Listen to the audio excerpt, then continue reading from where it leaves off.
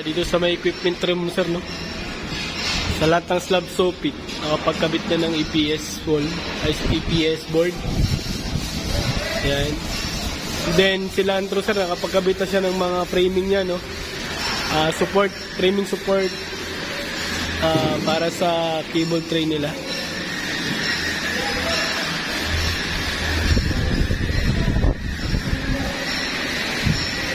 So, start na sila ng lagay ng EPS board sa mga slab soffit, sir, no?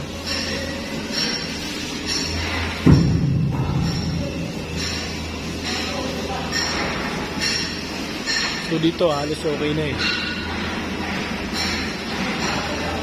Lahat ng slab soffit na lalagyan ng EPS okay na, no?